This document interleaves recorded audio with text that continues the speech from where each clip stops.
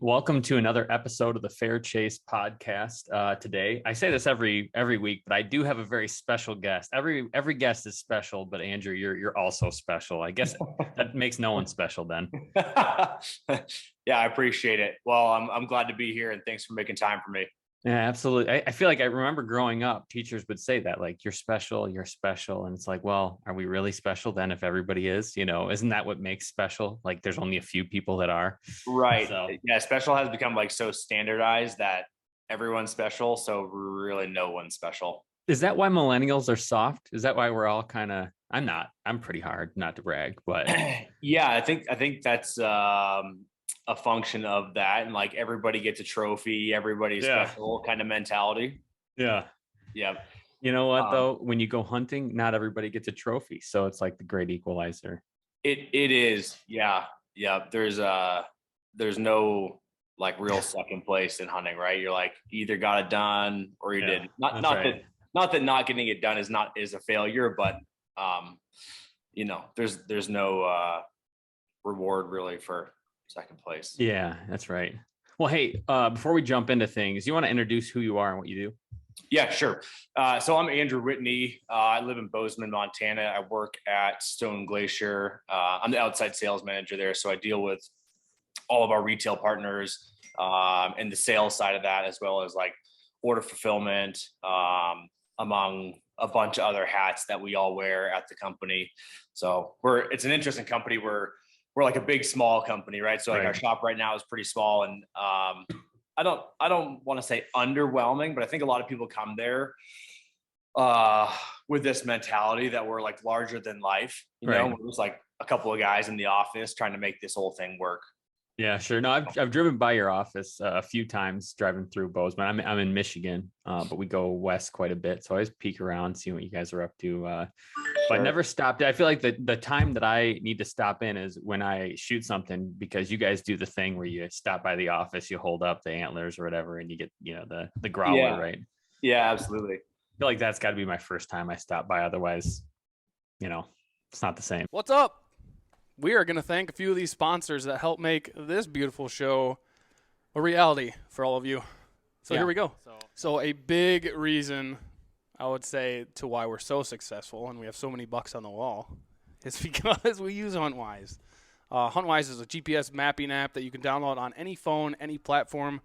You can look up public land huntings, ORV trails. You can get the weather. They actually have a HuntCast 2.0 that they teamed up with Jeff Sturgis to make. It's awesome. You need to check this thing out. Go to HuntWise, download the app. I feel like if you go into the woods without optics, it's like going into the woods without pants on. Would you agree with that? To a point. We are huge fans of running binoculars, spotting scopes, and different things when we hunt, even whitetail. I bring binoculars out every time I go. We choose Vortex Optics because they make the best glass in the business. They have an amazing warranty, super clear glass, super helpful people that work there. Also, if you want to rep some sweet Vortex swag like this warm shirt on a nice fall day, head over to Vortex Wear, thank you, and use the promo code TFC20 for 20% off your purchase. Saddle game, you need to be in it. If you haven't been in it yet, then you don't know what you're missing. Yeah. Trophy Line Tree Sales makes some of the best saddles in the industry. They have 3 different platforms that we use and that are awesome. I want to make a quick plug for the Wingman with a couple steps. You can take one less stick, and it's like a combination of a stick and a platform. I've been exclusively hunting out of it this year, and my mobile setup is so sweet. I'm very proud of it. Awesome. I highly recommend the Wingman system. If you're ready to pull the trigger on that and you want to get with James and do the Wingman, head over to the website and you can save yourself 10% on the purchase. TFC 10 will get you that. I like to think I single-handedly got James to switch to compound again, but I'd probably be a liar and everyone would call me out on that. We shoot prime bows. We think they're awesome. Great accuracy, super shootable. Made here in Michigan. Made in Michigan, so we love that. It's hard to complain. That's where Jared was made. So surprisingly, we like that. Yeah. You're welcome. So go check out these prime bows. We are of a firm belief that the arrow is the lifeblood of the archery industry. We've said it 1,000 times. But in all seriousness, we are huge fans of arrows that are durable, that fly well, and that kind of make up for some of my inaccuracies in the way that I shoot. So we shoot Vector custom arrows. The hammer. The hammer. Thor. They are made in Wisconsin by our buddy Isaac. Great arrows. And if you want to go and get yourself some, have a little bit of a discount, use TFC10 for 10% off, or call Isaac up and tell him we sent you. Mm-hmm. You want his phone number? Comment below. Yep, comment below. You've been at Stone Glacier a while. How long have you been there? Yeah, so I started back. I met Kurt, I think it was 2012, and almost immediately started helping him. Okay. And basically what that looked like back in the day was assembling packs, right? So like we still actually use the same manufacturer. Obviously we've scaled way up since then. But we'd build 5 packs a week or something in our garage. So it was like very, very small scale. But I saw the light, like when I first met Kurt and got engaged with him and the products, I was pretty darn sure that this is the direction that company was headed. Right. So I've been there full time for, I want to say 4 or 5 years now. Okay. Yeah, excellent. And you are not a Westerner by like, you weren't born out west. You moved out there. Is that right? Correct. Yeah, I was born in New Hampshire. Well, I was born in Maine, raised in New Hampshire. Interesting. Totally different. Yeah. So it was almost like divine that I wound up out here. There was a period in my like real youth where I was like, man, I think I should be out west. And like, I thought about Montana a lot. And like, again, Montana was like larger than life, right? Like that was never reality at that age. But as you grow up and start to learn a little bit about the world and who you are and what you need to do with your life, you figure that stuff out. Yeah. And it's also, I feel like as I've gotten older, the things that you dreamt of doing are not usually as impossible as they seemed when you dreamt of them, that you just have to decide to do them. And that's usually the barrier. Yep. Absolutely. And like, regardless of where you are in life, right, it's like still a hurdle to go do those things. Yeah. I picked up my life. It's kind of convoluted, but essentially I picked up my life and just said, hey, I'm packing a trailer and I'm moving to Montana. That's where I think I'm going to find, the best opportunities career wise, for personal growth, et cetera. Yeah. Was this recently? How old were you when you moved out? No. So I'll dive in a little bit. I moved out here in 2008 to go to school.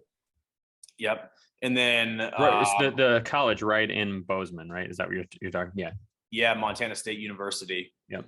And then my sophomore year, my mother got sick. So I wound up picking up and moving home almost immediately.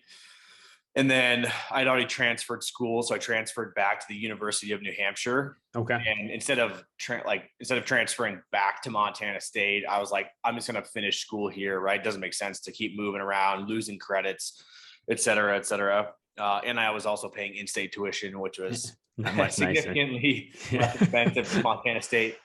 So I finished school there. And instead of going to graduation, I packed a trailer and moved back to Montana. You don't need pomp and circumstance. You just, get your diploma and get the heck out of there. Yep. Yeah. My diploma is literally still sitting in the original cardboard box or envelope that it came in. It's funny. I just saw it the other day. I was looking for some tax info and I was like, hey, look at that. I do still have one of those. I'm smart. Look at it. It proves it, Yeah. I never know what to do with them. I've got mine. I got a law school degree, diploma. And I never know what to do with it because I feel like it's something you have to, I don't know, like if I lose it, are they going to am I officially not graduated? I don't know what to do with it. It's hanging in my garage right now. So it's, it's funny you say that. I saw something on Instagram the other day. I don't know what it was. It wasn't a meme, but it was something. And some gal was like, yeah, I lost my diploma and I called and they didn't have any record of me graduating from there. And I was like, God, like, is it a huge deal? I don't know. But like, could it potentially be a headache and a pretty expensive loss? Sure. Yeah. So yeah, I was like, promise. Yeah. I pulled that diploma out and I was like, put it right back in its envelope and put it away where it belongs. I do still have dreams that I'll be like, hey, I'll wake up and it's like, hey, this is college. I went to Calvin College. This is Calvin College calling. You didn't take a PE class. It was part of your all the other, everything else has been negated. You have to go back. And I've had that dream many, many times for the past decade. And so, Yeah, well, PE would be better than like Calc 2 or something. Yeah, right. Well, I almost so in college I had this. It was a liberal arts college. You had to take all sorts of classes, right? Yep. And so I tried to push Spanish off, and I tried to see maybe no one would notice if I didn't take it. And of course they noticed. I had to take like an accelerated 1 year Spanish to just get but I almost had to take a PE class again because it was a jogging class, which is, I don't know. So we'd get out of the dorm. You were supposed to meet at the gym and you run whatever this route that she laid out, my prof, but it went right past my dorm. So I just kind of lingered back as I was running, and I just ran straight to my dorm, played some video games. I just kept my eye out the window for them to come back. Well, as they came back, I just went back in, and it was fine for a few minutes. No one said anything, but I see this girl in my class talking to the prof, and she's looking at me talking. I'm like, okay, she comes over to me. She's like, hey, Mr. Zanstra, I noticed you're not very sweaty. I'm like, well, I'm just not a sweater. I'm in great shape. So I got caught. Actually, she let me just rerun it. She was really nice about it. Cause I finally, I'm like, you know what? Just cards on the table. I just didn't want to run. I just went and played video games in my dorm for the last 45 minutes. So anyways, all that to say is it's incredible. It's entirely possible that someone's coming back for me at some point saying, hey, your degrees mean nothing. You didn't take the classes that you're supposed to. Well, with any luck, that doesn't happen. But if it does, I don't know, go back to the heydays, right? That's right. That means I had some parties again. up. I haven't bonged a beer in a while, and no, I haven't done a keg stand in who knows how long. So, either it'd be good to know if I still got it in me. Yeah. It's one of those things I'm just going to trust I have it in me. That's right. And try to avoid it at all costs. That's a smart, that's a wise approach. So I got to ask then. So you're from the Northeast. Yep. Whitetail deer. Yeah. You got a lot of experience with whitetail deer? A fair amount. Yep. I cut my teeth as a hunter duck hunting, and that was like my one and only passion in hunting. I grew up in a hunting family. All my cousins were deer hunting. They were like, man, you got to get out and do this. It's very rewarding. Like, it's way more rewarding than shooting a duck. And I was like, nah, I don't want to sit in a tree stand. Nah. So I came to college here, still wasn't a bow hunter, right? I'm 18 years old, still I had maybe fired a bow a couple of times. Okay. And I met my friend, Peter Munich, longtime friend of mine. And I know he's you been guys on the show. Yep. And did a little elk hunting with him. And all of a sudden the wheels started turning in my head. And I was like, okay, here we go. I'm going to get into this. And then, like I said, kind of without notice, I had to pick up and move back home. Right. So I cut my teeth bow hunting whitetails in New Hampshire. And it was like, I wasn't doing it sometime. I wasn't doing it a lot of the time. I was doing it all of the time. Really? Every spare second I had between class, after class, I'm reading books in my tree stand, trying to keep up with my school. Oh, yeah. But I was in my stand every single day that I could be. So, but that's a big deal. Like those, if you go through a stretch, and I had the same thing where you're out all the time. Well, I look back at that time thing, man, that is the most I learned about hunting, the most I learned about archery. You just learn so much just by being out there. Yeah. Yeah. Time spent, man.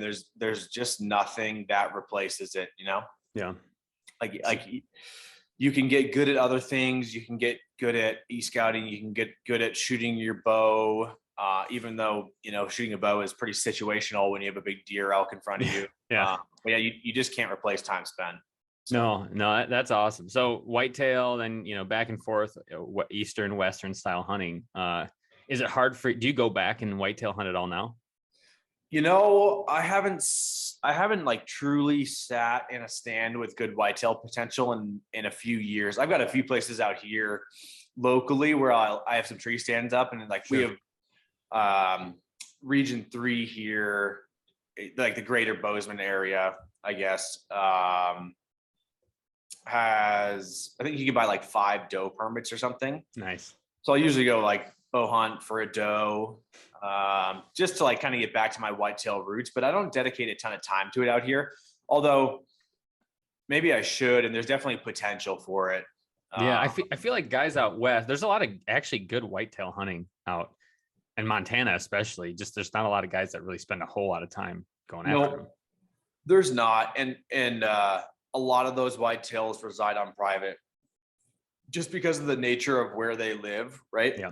People own the flatlands, people own the river bottoms, etc. So, yeah, there's workarounds. Right? There's public in places, but it's not wide open. If I had the pick of the litter and I could go bow hunt whitetails anywhere I wanted, I'd be all about it. But right. Yeah. I don't know. My pursuits generally take me elsewhere, mostly uphill. Yeah. So whitetail aren't going into the mountains too much. They are. Are they? Yeah.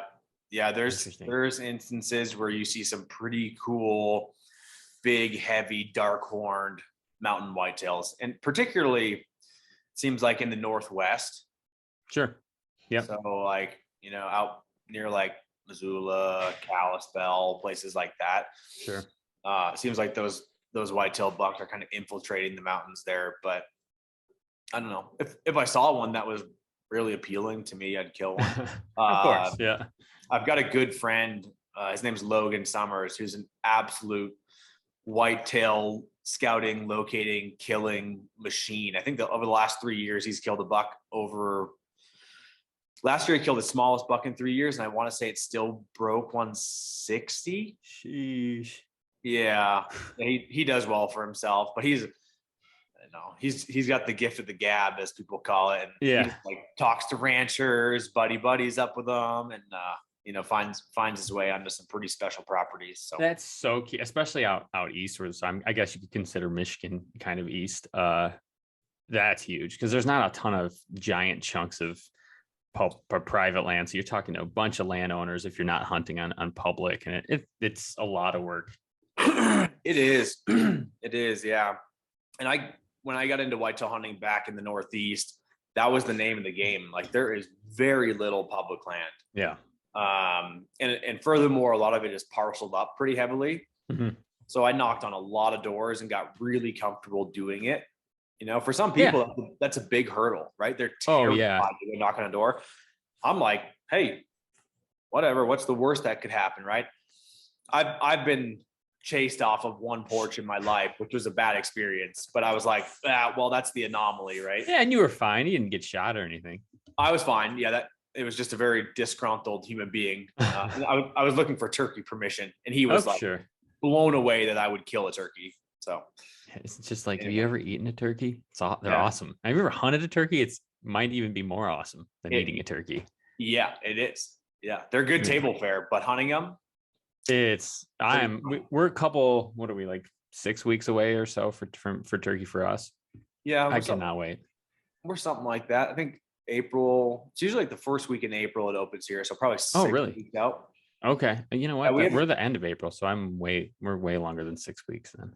Yeah. So growing up in New Hampshire, our season, I want to say it started in the beginning of May. Yeah, it does. By the beginning of May, you felt like you had missed a month of good turkey hunting, Oh, yeah. Where those toms like really start to cruise and get interested.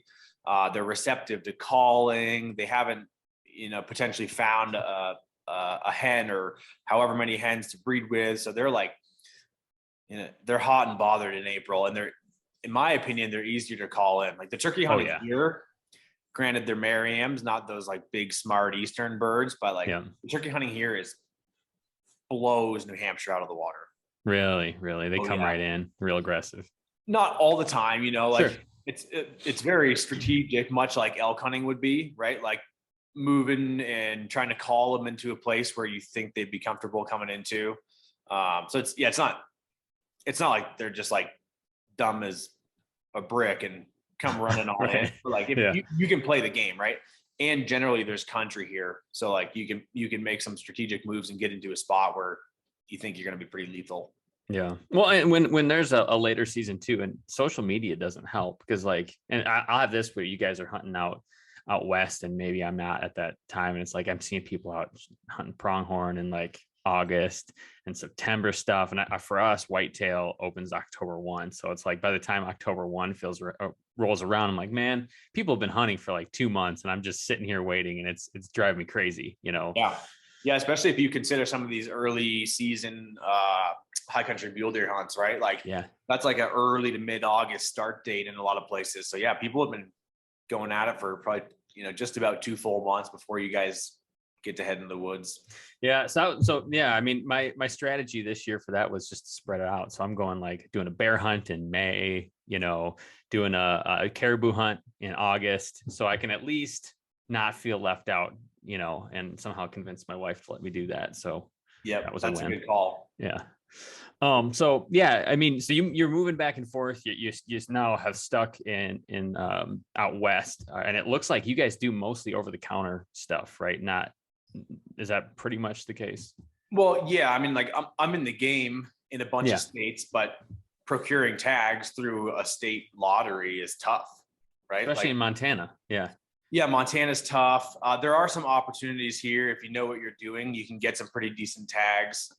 Although they did just change the regulations quite a bit. So who knows what the landscape is going to look like in the next 2, 3, 4 years. But yeah, a lot of opportunity here and great OTC opportunity. Yeah. But yeah, I'm always trying to go out of state. Like I'm always trying to add 1 or 2 states per year to that year's resume. So you got something cool lined up this year? Yeah, working on it.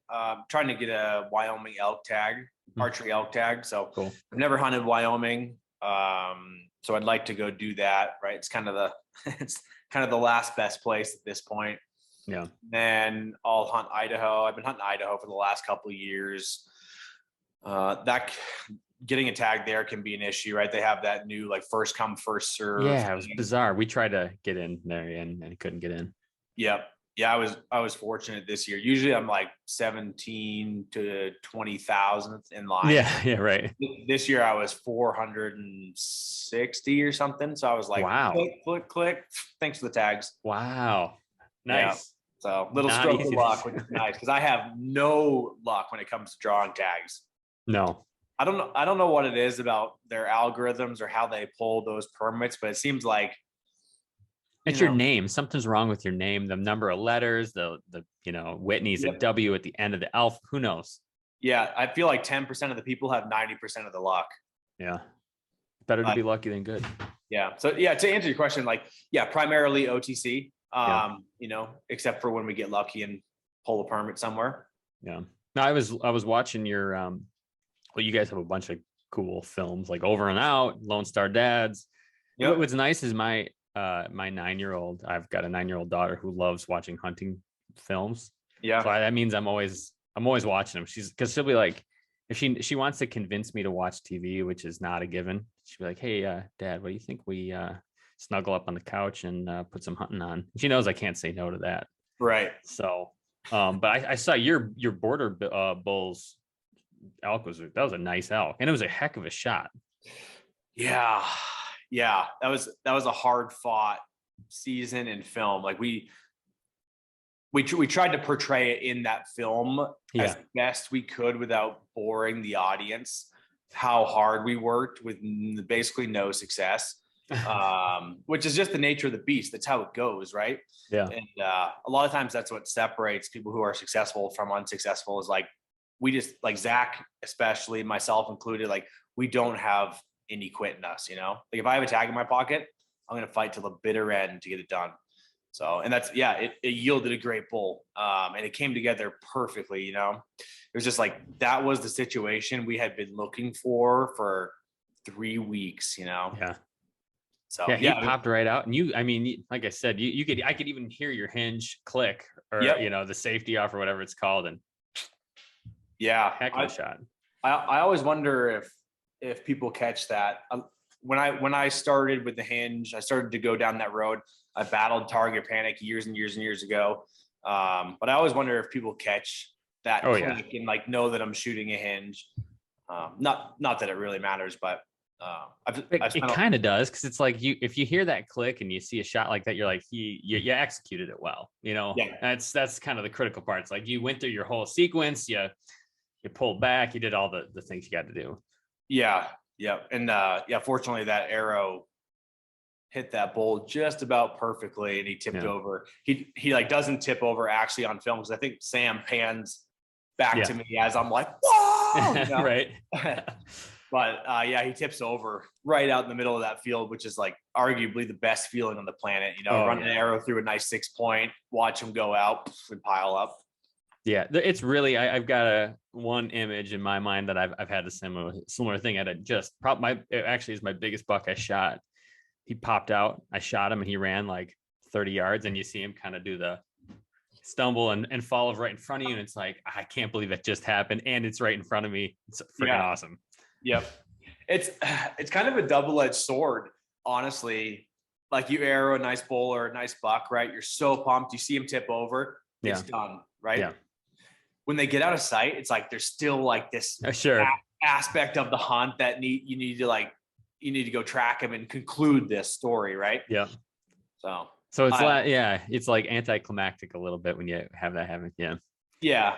I still find though, after I shoot, that's when if I shoot a deer and he runs, right, that I am like, and pins and needles, like I am shook up, because I'm like, man, this is the most stressful part of the hunt, because I don't know if he's dead, if he's not dead. It's not always given, and I like, what if I lose the blood trail? This is the whole thing. I'm replaying all the bad images in my mind of past times that it's happened. It's like, it's a lot of stress there. Oh yeah. I can identify with that. I shot a bull this year, played my cards perfectly. Bull walks into this meadow. I waited on him for like 4 hours. He walks into this meadow, walking right to me. And I'm like, okay, here we go. I'm rattled, but I draw back, go through my shot sequence, right? Hit my click, roll through my mantra, boom, shot breaks. And I put this perfect arrow through him. And I'm like, like he doesn't even know what happened, right? So the arrow zips through him, and I watch my veins disappear right in the spot. He wheels and just stands there. And I can see blood coming out. Like, he's got a perfect hole in him. I'm like, if you shoot an elk, that's where you shoot him. Right. He just stands there. So I'm like, well, dunk, knock another arrow, send it again. Another perfect shot. And I'm like, no question, this thing is toast. Like, he might make it 50 yards, maybe. Sure. But I feel like this bull was just like old and wise, and he'd definitely been fighting. Like, he's a little broke up. I'd seen him the week before. He was running a big herd, and now he only had one cow. So someone came in and booted him. Yeah. But anyway, he just soaks these 2 arrows up and walks off. And he goes up. He doesn't run, just walks off and disappears behind this little knoll. And I'm sure that he's going to tip over at any second, right? Yeah. Anyway, long story short, I go back, get my buddy, get on this bull, almost no blood. And this bull makes it 400 yards minimum uphill, and dies in the wide open, right? And like, in a spot I would never in my wildest dreams think to go look right away, Right. So I think it was 3 hours, maybe 4 hours after I shot him that I found him. Holy cow. So it's, I guess what I'm saying is I identify with that stress even more now, right? You buzzed 2 perfect arrows through a bull. I'm used to seeing him tip over with those kind of shots, and it takes 4 hours and, a boatload of stress and like dealing with emotions. Now my emotional roller coaster is even more significant. And I don't know. So even on those good shots where you're like, man, I feel good about that one, it's still a lot of question marks. You never know. It sounds like you put a lot of time in your archery practice. Is that true? Oh yeah. And target panic you dealt with? Yeah. How'd you get over it? Well, or control it, or whatever, however you want to. Yeah, it's kind of a interesting story. I tried to deal with it myself. I bought a Carter Revolution, which I think is a fantastic training tool. I'm not a big fan of that release. in all fairness, it's very, in my opinion, inconsistent, right? Like sometimes you let off the safety and your arrow will break or your shot will break. And then other times it feels like you have to pull the cams off your bow to get it to go. So I started there, and then there was a local shoot and Joel Turner came to it. And I worked with Joel for, I don't know, 45 minutes, an hour, something like that. And it's the best thing I ever did. Really? Best thing I ever did. Yep. I'm in a totally different place today, all because of Joel. And it wasn't like I was totally corrected in an hour, but I had things I could go work on. Right. And I had a path forward, which I could go try to solidify with the next 10,000 arrows I was going to shoot. Yeah. So he gave me the tools that I needed to go do the work myself. Interesting. Yeah. So shameless plug for Joel. If you have target panic, go work with him. So I wax and wane in the target panic front. So my tendency is I hold high. Just rewinding back, I had no problem with target panic forever. Right. It's rapid onset. Yes. You're great one day. The next day you're an absolute bloody mess. Yep. People are, I'm like sending arrows, skipping off the back of a target, but I never even had it until probably 5-6 years ago, where I started shooting a lot. Like I had a season where I'm like, hey, I don't want to miss. I don't want to have any, I'm going to shoot a ton. So I was shooting best I've ever shot. And suddenly one day it's like, I hold my pin 5 inches above where I'm trying to hit, and I cannot get it to go down without just losing it and just sending an arrow, losing my mind. It felt like, absolutely. I found that I tend to, for a while, I would switch releases. And I think what that did was give me like a temporary, like, it's a Band-Aid. Yeah, it's a Band-Aid, right? And all of a sudden it's like, oh, okay, no big deal. And then, a month in, it's like I'm just the same amount of mess that I was. Yeah. Yeah, absolutely. That's very interesting that you came from the top down and couldn't drop your pin into place. Or like, I bet 90% of people come from the bottom up, and it feels like their bow weighs 1,000 pounds, right? You like cannot get that pin to come into place. Yeah. So it's very funny. It just goes to show that it's completely mental, right? Like your bow's happy. No, it feels like I'm setting my bow on a table. Like I can't push it down, Yeah. Yeah. And it's all between your ears, right? Like it has nothing to do with your strength or your physicality or your anatomy. It's all between your ears. Yeah. So it's target panic is nasty. It is. I feel Jared, the other part of Boga, forever didn't even believe in it. So I'm like, hey man, this is the thing. I'm just telling you, like, I'm opening up. I'm getting vulnerable with you. I think I got target panic. And he's like, oh, come on. You just suck at shooting, giving me a hard time. I'm like, no, man. Well, eventually he started to deal with it as well a little bit. And I wonder if it comes on just when the more you shoot, like you shoot, the more you like when you dive real in. I think that's the case. Pete Munich, right? Doesn't shoot his bow a lot. Has been bow hunting for years and years and years. Like generally makes great shots on bulls. But he doesn't shoot like I shoot or like we shoot, he's like, I'm good with this thing. But like, I know I'm good. And like, in all fairness, the compounds these days, like you can pick it up after 3 months and go launch an 80-yard bomb and be like, still got it. Yep. Totally. It's like riding a bike. So, but he's like, he is of the same belief. He's like, target panic. I'm like, yeah, I know you don't think it's real, but trust me, spend some time in the archery world, talk to some people, go watch some people shoot on, even a semi-competitive line, and you watch people fall apart. Oh yeah.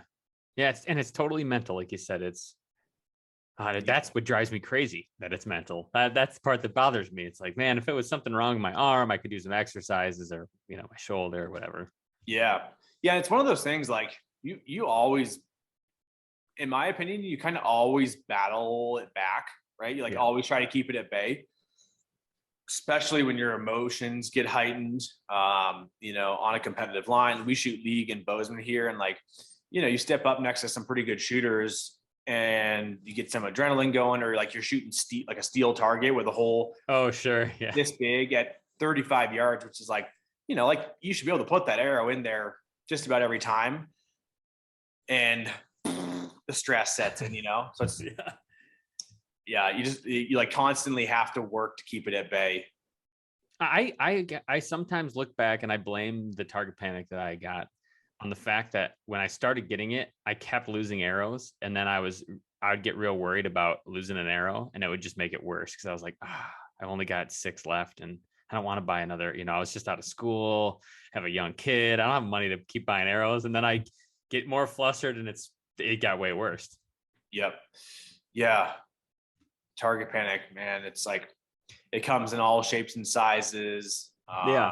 Different effects for everybody, but ultimately it will set in. If you shoot enough arrows and you don't know what you're doing or how to prevent it or how to execute correctly, like it's gonna get you.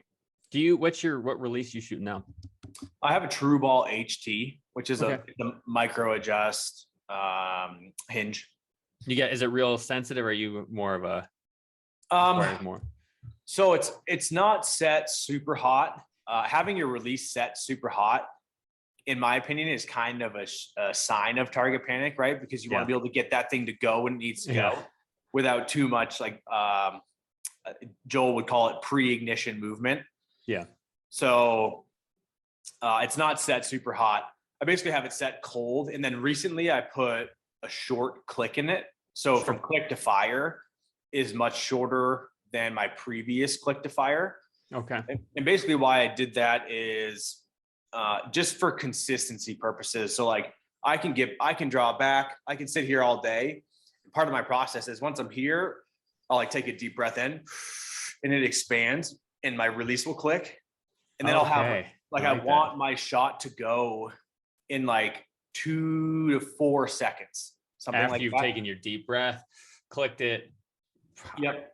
Yeah. And I don't like deliberately click it. I go, and like part of my body expanding and my diaphragm makes it click. Interesting. And then I start to execute, right? And my pin's been buried the whole time, but that's when my shot process really starts. So yeah, I just, for the sake of consistency, because my other one, click to fire, was a little long. So like sometimes it'd go off in 5 seconds. Sometimes it would go off in 8, right? And honestly, like 6, 7 seconds of trying to aim your bow perfectly, things start to break down. Yeah. So interesting. I did something, I don't know if I'll regret it. I've been told I'll regret it forever. I shot different Carter releases. I think I had the chocolate light was my last one with thumb.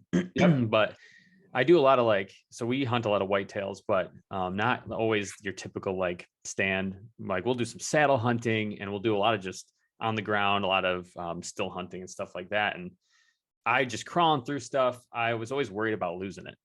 So it's like, I always got to find it. And, so I ended up getting a wrist release and I'm shooting fine with it right now. And I think maybe it's because I've switched and it's not, I'm not used to it yet. And that's keeping things fine for me.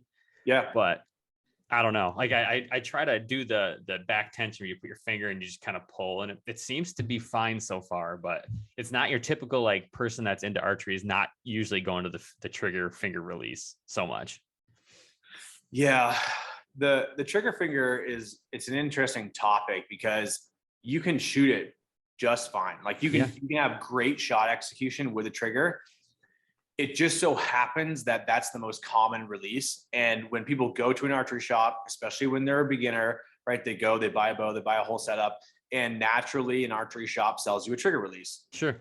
So that's where you basically start to fail from the first arrow you shoot if that archery shop doesn't teach you what you need to do to execute shots, right? So from day one, myself included, I had no instruction and I went tip of my finger, whack, whack, whack, right? And I did that for, I don't know how many years, right? So for years and years and years, I pounded this terrible habit into my head. Yeah. So it's just, the trigger just gets a bad rap. I think there's nothing wrong with it. Nothing wrong with it. It's very convenient. Very convenient. Yep. And they're less expensive and you don't lose them. Yeah. So I have lost a handheld release at an extremely inopportune time, which will probably haunt me till the day I die. But it will happen. You see some guys like, I think of Cameron Haynes. If you watch him shoot, he would not be your prototypical like form release expert. You know, I feel like it looks like he's punching it, but he shoots great. So I don't know how he's doing it. Yeah. I don't know. Different strokes for different folks. I was a phenomenal trigger puncher. Were you? For a long time. Yep. And then, you know, like I said, rapid onset. All of a sudden you went from like being a hero to being a zero real quick with the trigger. Yeah, you hate to see it. Yeah, that's funny. It's funny. So prior to this, I was looking at some of the stuff that you were doing, and I noticed you seem like you spent a lot of time in the archery practice, which is interesting to me because for a while that was, I mean, for us, our podcast was focused specifically on archery. So yeah, you're right. I do. I spend a lot of time on that kind of prep work, and with rifles as well, right? Sure. Like you work so hard for your opportunities. It's just a shame to lose them due to something that you could have prevented with a little bit of off-season work, you know? Yeah. And this is what started my whole path down correcting target panic and becoming an extremely proficient archer. Was I missed a bull at like 40 yards, right? Could not get my pin on the thing. And I jumped to target and I shot underneath him. Like 40 yards. It's the most basic shot on the planet, right? You have to hit a sheet of plywood. Yeah, right. And I couldn't do that. So that's when it was like, all right, I got to put the work in. I got to figure this out. And in doing so with archery, it translates directly to rifles, right?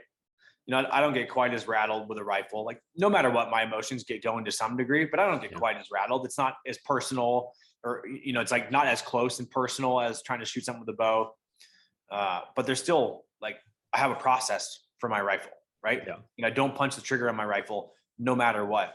We've been doing some of this like PRS style stuff where there's like, you know, heavy winds and your float is huge. And I will not punch the trigger. Might I hit more targets? Possibly. Yeah, right. But I will not do it. I won't do it. It's just, like I said, you know, I'm like constantly trying to avoid falling back. Once you do, exactly, you're stuck back. Once you start doing it again, you let that in. Yeah. So it's a lot of off-season practice. A lot. So you're doing a lot with your rifle too. In the off-season. Oh yeah. Yeah. I have like multiple rifle builds going right now for like PRS style stuff. I bet I have 4 bows hanging in my garage that I'm shooting all the time. You know, like even if I'm not shooting at anything, I'll like go out in my garage and just execute. And I'm not a huge fan of blank bailing in terms of solving target panic. Right. But it doesn't hurt to practice, you know. It's your form, you know, it's like Yeah. But yeah, I don't know. I bet I shoot my bow 4 days a week minimum. Nice. I can appreciate that. I do the same. I like to do it. I posted this on Instagram the other day. I actually recently moved off some land into kind of a condo on a river. But behind us, so it's real close to a bunch of public land. So I can always go shoot out there. But on this property is this old school building that they're going to renovate and turn into more condos and stuff. But right now it looks like like a video game, like a haunted, scary video game in there, but you can get a 45-yard shot in the hallway. And so that's where I've been going in the cold. Like I just go sit in there, you know, I just got a new bow, got to sight it in, kind of get my new gear dialed for turkey season here. Yep. So shooting there a lot, which is really fun. Just get one of those big track lights and throw it up and your money. So we've been having use, and I say use, and I mean it, break in. They've been going in, they smash stuff, you know. So I've been hiding trail cameras all around. I got like the cell cam sitting out on a pole out front. So haven't caught them yet, but I feel like I'm going to win the battle against those kids. Kids. Yeah. Kids. I was a kid once. I was going to say, I probably would have been the kid in there sticking around, but it's neither here nor there. Yeah. So Stone Glacier, you've been there for a while. And I've actually, you know, over the last year used a Stone Glacier pack quite extensively. For a while, I would use a lot of whitetail, but we'll do travel hunts too. I would use different packs was like my mentality. I've got a small pack for whitetail, something little or whatever. This year I kind of went in with that mentality, but I eventually just kept using it's a 6,900 to Evo. Yeah. Cause it goes so small that I can just, it's like, why wouldn't I have the opportunity, like the option to expand it huge? Right.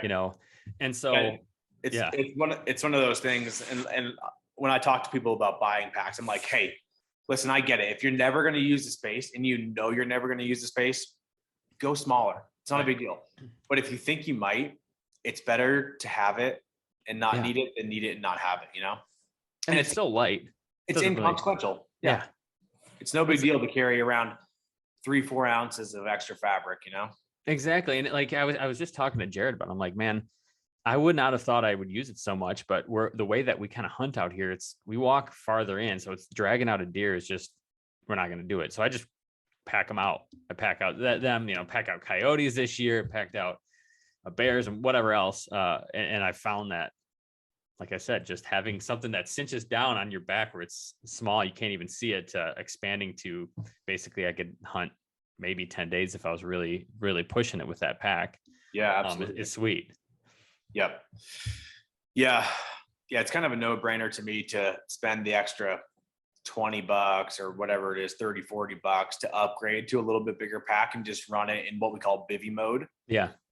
With or without the lid in bivy mode. It just. Are you a lid guy for a day hunt? I don't use it. I hate lids. Do you? They're pain. Okay. I didn't know if I was the only one. There's a time and a place for them. Right. If I can avoid it, I will. I'll typically carry it late season just because it's like great quick access to down gloves or a beanie, stuff like that, But generally speaking, like I don't need quick access to stuff. I have accessory pockets on my hip belt with like phone scope, in reach, lightweight pair of gloves, extra release. So I can pretty much operate without ever taking my pack off, right? Yeah. You run a lid and all your important stuff is in your lid, pack comes off all the time. Yeah. Which is not a big deal. Like I'm generally not in a hurry when I'm hunting, I have all day. I spend a lot of the day killing time. Exactly. Right. Glassing or whatever. So, but yeah, I don't know. Again, there's a time and a place. Yeah. It's funny how the Western, at least for us, ever since we started going west or doing different types of hunts like that, the way that we've hunted back home has changed quite a bit. So, prior to this, I would take forever. I hunted with this Old Navy backpack. It was literally just fabric. And it was like, I'd throw a couple things in there and go sit in a tree and carry all my stuff out and I'd be hot. But ever since I started traveling, my mentality has been, well, you can go in way lighter with the different materials that are available now, with whether it be down or merino or whatever. You go out light, you walk into your stand light, you can just throw a down jacket on, not in one of these huge heavy coats that you wear growing up hunting for whitetail. Right. And so like my whitetail setup minus these sweet pair of wool pants that I'll bring out is very similar to what somebody might be using out west. Not terribly different. Right. Yeah, the layering system is pretty applicable no matter what you're doing, right? Like, and furthermore, as a Western hunter, like we spend a lot of time up on hills, not doing anything but glassing, right? So like, you still move, you still are stagnant for a long time. Maybe not an all day sit in a tree stand. Yeah, I don't hardly do those ever though. I can't. Yeah, I'm sure there's some value in them, but they're long sits. And theoretically you can only do that on Saturday and Sunday if you work a job. So exactly. I don't know. I'm sure 90% of deer get killed in the morning or evening anyway. Right. No doubt about it. People kill cruisers at, high noon and 1. Yeah. That happens, especially in the rut. You never know. Right. Yeah. And the rut is probably worthwhile, but yeah, my point is like, to some degree, you wind up in some pretty similar situations. Are you sitting in a tree stand? No. But are you stagnant and trying to recoup all the body heat that you can? Yes. Yeah. So like there's a lot of crossover when it comes to layering. Well, and even like, I always hear, well, isn't that swishy too loud? Like your coat, I'm like, for 3 years shot just a recurve. I never had a problem with it once where they heard me and they're within 20 yards every single time. Yeah. People get bent out of shape about noise and lack of camo and various other things. And I really think it boils down to the Indian, not the arrow. That's what camo is. What we talk about, camo and scent. We get asked about and talk about a lot. Yeah, camo. I haven't worn I'll have like some of my stuff is camouflaged incidentally, but that is even turkey hunting. Last year I had grays. I wore just like a gray hoodie, a grid fleece, and I had no problem, So, and same with scent. Like the deer's going to smell you. If he's downwind, whether you have sprayed yourself with a whole bucket of whatever or not, doesn't really matter. People get bent out of shape about this. You can take every single precaution, especially in the West, right? You're hunting mountains, you're sweaty. You can take every single precaution and it doesn't do a damn thing, in my opinion, right? Like you could be the most scent free from head to toe. If you open your mouth. Exactly. And breathe. If you breathe, which I'm fairly certain all humans do. Yeah. You are pouring scent into the air, right? Not to mention you fart while you're out there. You're eating a mountain house meal in the backcountry. You're gonna get gassy, and it's just gonna, we've had a guy on the podcast. He's actually a great hunter, shoots a ton of great bucks in Michigan, but he has like a scent proof van, like free van that he hunts in. He's got totes and he shaves body hair, does the whole thing. And I don't know. That's just not my way. Is it bad? No. Does it give you a huge advantage in my opinion? Not really. Maybe a little bit. Like maybe just like maybe you get half of a second longer, but maybe. Yeah. In my experience, if you're upwind of an animal, game over. It's over. Yeah. And again, back to Western hunting, like you're going to sweat, right? Like my clothes are as sweaty as they ever are when I'm hunting, right? My shirt's drenched. By day 2 or 3 of a backpack hunt, right? You can hardly stand yourself because of how bad you smell. So I just don't think there's any way around it other than being diligent, playing the wind, being a good hunter. Just be flexible too. And that's part of the reason why I don't sit in a stand all day, same spot. Like I'll move. For one, I just want to see what's around. And it's hard for me to sit there when I'm not sure exactly what's going on right over the ridge or whatever. Yeah. But second, it's like the wind is not perfect all day. It's going to be wrong. So you should move. Yep. Actually, speaking of which, this is a question I've been wondering about. So I've been doing this Mountain Tough training program, which is awesome. Loving it. Doing the kettlebell one right now. And next is this new pack workout that they came out with, right? He was just on the podcast, Dustin was. Part of one thing I wonder though, is my hunting pack would also be my training pack. Am I going to stink? Is this thing just going to reek when I'm done? There's some potential for it. Yeah. After a tough season, your pack usually stinks pretty good. Oh, yeah. But mine. So I guess there's 2 parts to that question. Because first of all, like my pack stunk. I put it in the washing machine. I did the whole thing and it's fine now.